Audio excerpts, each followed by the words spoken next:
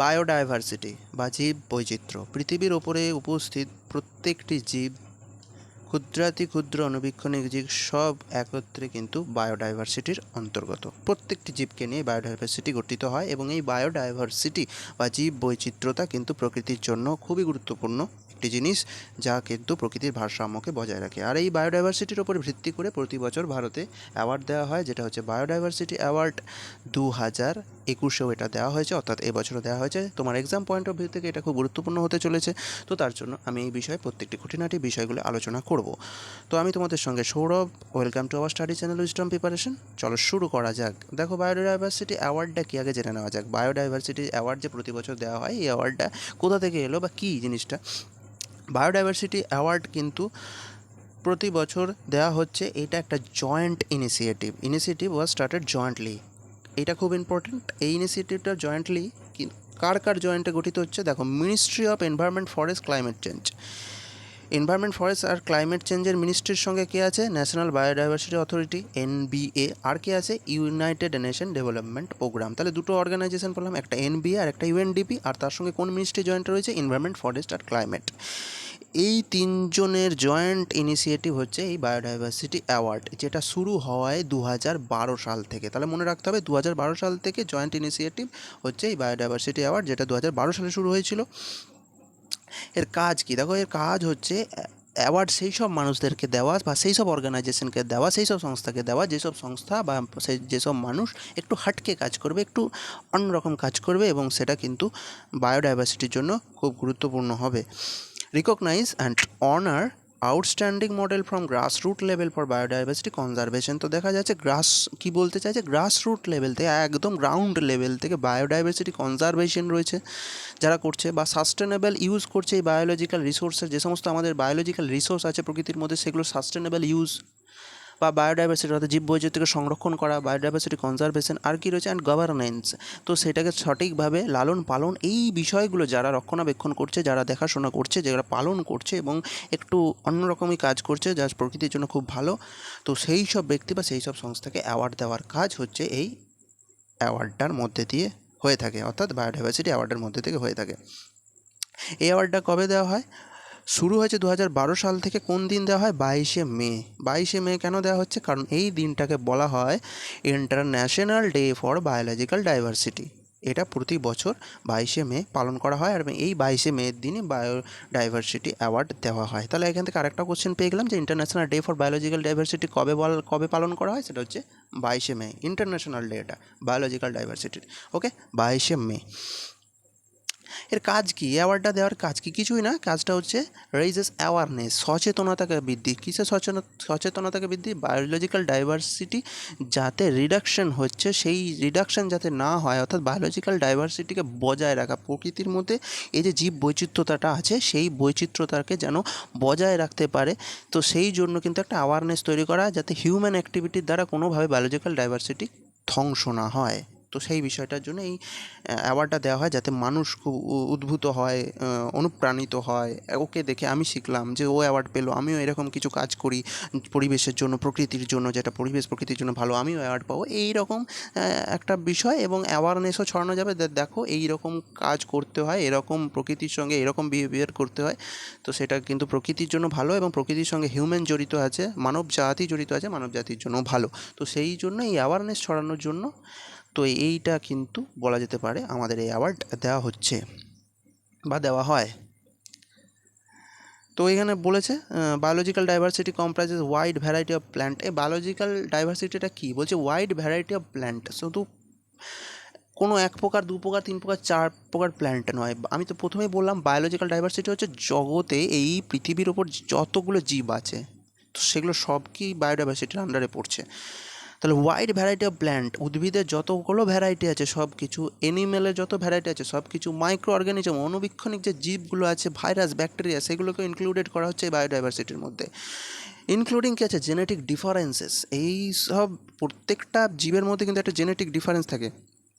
প্রত্যেকটা জীব মানে এক গোষ্ঠীর জীবের একটি জেনেটিক কন্ডিশন, অন্য গোষ্ঠীর একটা জীবের জেনেটিক কন্ডিশন। তো এই জেনেটিক ডিফারেন্সকেও কিন্তু এর মধ্যে ইনক্লুডিং করা হয়ে থাকে উইথ ইচ স্পেসিস, প্রত্যেকটা স্পেসিসের। ওকে,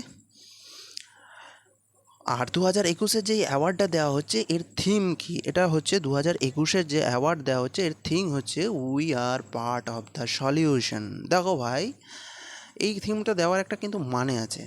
পার্ট অফ দ্য সলিউশন, কিসের সলিউশন? প্রকৃতির ক্ষেত্রে আমরা দু রকম বিহেভিয়ার করে থাকি প্রকৃতির সঙ্গে।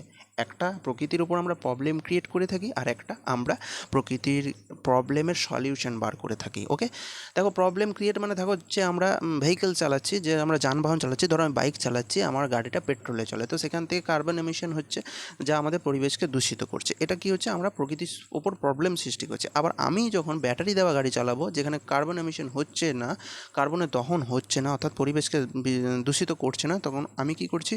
এই প্রবলেমের সলিউশন বার করছি। তো ওই জন্য বলছে we are part of the solution. সলিউশনটা প্রবলেম থাকতেই পারে, কিন্তু সলিউশনটা মেন, ওই জন্য এই থিমটাকে দেওয়া হয়েছে। The theme of 2021 is we are part of the solution. Okay, আর যে স্লোগান টোগান কিছু বলেছে, ওই এই we are part of the সলিউশনটা হচ্ছে ওদের স্লোগান। এবং এটা হচ্ছে আগের বছরে যে থিমটা রাখা হয়েছিল, our solution are in nature, আমাদের সলিউশনটা নেচারের মধ্যেই আছে, তো সেটারই একটা কন্টিনিউশন পার্ট এইবারের থিমটা, এটাই বলতে চেয়েছে।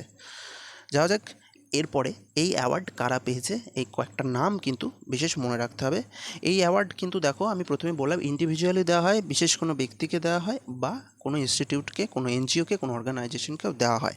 তো দেখে নিই কারা পেয়েছে। তো প্রথমে পাচ্ছি যে নামটা, সেটা হচ্ছে সাজি এন তার ছবি আমি এখানে অ্যাড করেছি। ইনি হচ্ছে কেরালার একজন ব্যক্তি। তো এনাকে স্যালুট জানাতে হয়, কিছু এমনই কাজ করেছে। একে বলা হয় টিউবার ম্যান। টিউবার কথাটার অর্থ কি? টিউবার হচ্ছে স্কন্দমূল। আচ্ছা, আমরা যে আলু খাই, আমরা যে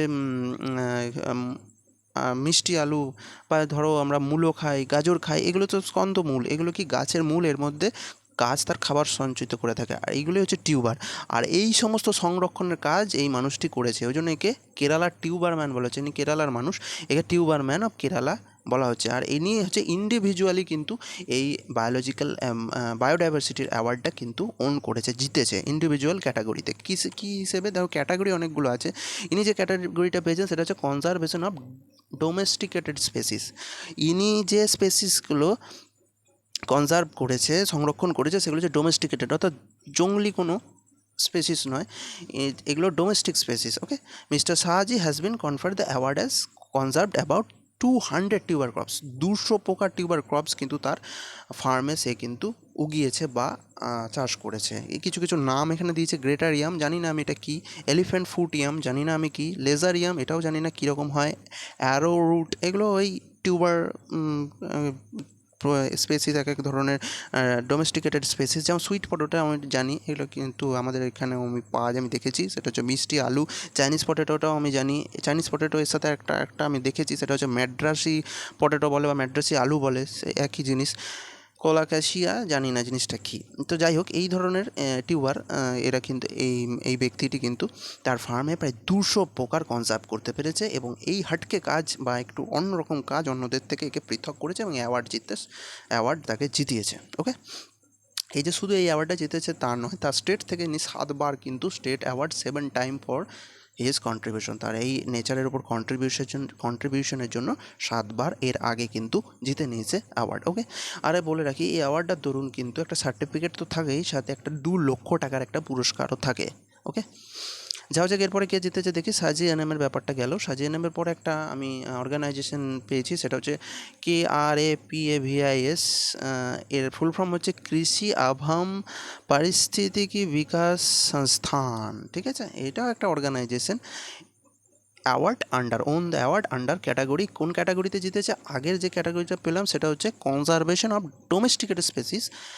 এই অর্গানাইজেশনটা আমি তাদের কর্মকর্তাদের ছবি নেট থেকে পেয়েছি, এবং তাদের ছবিটা আমি এখানে অ্যাড করেছি। ওকে, তো the award under the category কি? Sustainable use of biological resources. Sustainable use, biological যে রিসোর্সটা আছে না আমাদের, বায়োলজিক্যাল যে রিসোর্স, তার সাস্টেনেবল ইউজ কিন্তু এরা করেছে, তার উদাহরণ রেখে গেছে, এক্সাম্পল রেখে গেছে। এই জন্য এদেরকে কিন্তু কৃষি আবাম পারিস্থিতিকি বিকাশ সংস্থানের উপরে একটা কিন্তু এই অ্যাওয়ার্ড উইনিং হয়েছে। অ্যাওয়ার্ড উইনিং কাজ তারা করেছে এবং অ্যাওয়ার্ডও পেয়েছে। তো এরা কি কাজ? The prestigious award for its support of, কী কাজ করেছে? Communities in restoring water harvesting structure, recharge well water tables. It also helped কি plant help to plant a million trees, তাহলে মিলিয়ন ট্রি প্ল্যান্টেও তারা কিন্তু হেল্প করেছে। এই বিষয়গুলোর জন্য এদেরকে কিন্তু এই অ্যাওয়ার্ডটা দেওয়া হয়েছে। সংস্থাটার নামটা কিন্তু মাইন্ডে রাখবে। ওকে, নেক্সট যাওয়া যাক। কেএনসিটিএস কানোমা nature conservation and Tragopan sanctuary. এটা হচ্ছে নাগাল্যান্ডের একটা স্যাংচুয়ারি। তো নাগাল্যান্ডের এই স্যাংচুয়ারি কিন্তু এই অ্যাওয়ার্ড যেটা নিয়েছে কী category, sustainable use of biological resource. আগেরটাও তাই পেয়েছে সেই ক্যাটাগরিতে, এইটাও সেই ক্যাটাগরিতেই পেয়েছে, sustainable use of biological resources এই ক্যাটাগরিতে পেয়েছে। কেএনসিটিএস এটা কোথায় আছে? কেএনসিটিএস হচ্ছে নাগাল্যান্ডে। আর এই যে নাগাল্যান্ডের এই যে গ্রামটার নাম বললাম কোনোমা, এটা কিন্তু এশিয়ার ফার্স্ট গ্রিন ভিলেজ। মনে রাখবে এটা, নাগাল্যান্ডের এই ভিলেজটা কোনোমা, এ কিন্তু এশিয়ার ফার্স্ট ভিলেজ। কি village? Green village. Okay, sanctuary was awarded. It helps in maintaining biodiversity in Konoma, which is inhabited by several endemic plant and animal. Okay, তাহলে সে সময় বিপদগ্রস্ত প্রাণী এবং উদ্ভিদদেরকে কিন্তু এরা তাদের তাদের বায়োডাইভার্সিটিতে তারা সংরক্ষণ করে রাখতে পেরেছে। মেনটেনিং বায়োডাইভার্সিটি অর্থাৎ জীব বৈচিত্র্যতাকে কিন্তু তারা সংরক্ষণ করতে পেরেছে, এবং সেই জন্যই তাদেরকে কিন্তু এই অ্যাওয়ার্ড দেওয়া হয়েছে। আদার্স কে আছে দেখিনি। একজন ইন্ডিভিজুয়ালি আবার একজন পেয়েছেন যার নাম হচ্ছে শিব কুমার। তিনি হচ্ছেন একজন ফরেস্ট অফিসার। তিনি কনজারভেশন করেছে স্নো লেপার্ডকে, লাউল অ্যান্ড স্পিটি এই জায়গা দুটির নাম। তো এই জায়গাতে তিনি কিন্তু কনজার্ভ করতে পেরেছে কাদের? স্নো লেপার্ডদেরকে। তো এই স্নো লেপার্ড সংরক্ষণের জন্য তাকেও দেওয়া হয়েছে বায়োডাইভার্সিটি অ্যাওয়ার্ড 2021। তার ছবি আমি এখানে অ্যাড করেছি। আরেকটি সংস্থা যেটা হচ্ছে শেরগাঁও বায়োডাইভার্সিটি ম্যানেজমেন্ট কমিটি, এনারাও এই সংস্থাও পেয়েছে আমাদের বায়োডাইভার্সিটি অ্যাওয়ার্ড। এটা কোথাকার সংস্থা? এটা হচ্ছে অরুণাচল প্রদেশের সংস্থা। Kameng district of Arunachal Pradesh has been awarded the best committee. এই যে এতগুলো যে আমরা পড়লাম তাদের ক্যাটাগরিগুলো কী ছিল? এনার ক্যাটাগরি যদি দেখি তাহলে হচ্ছে কনজারভেশন অফ ডোমেস্টিকেটেড স্পেসিস। এনার ক্যাটাগরি যদি দেখি sustainable use of biological resources. এনার ক্যাটাগরি যদি দেখি sustainable use of biological resources. এনার ক্যাটাগরি কনজারভেশন।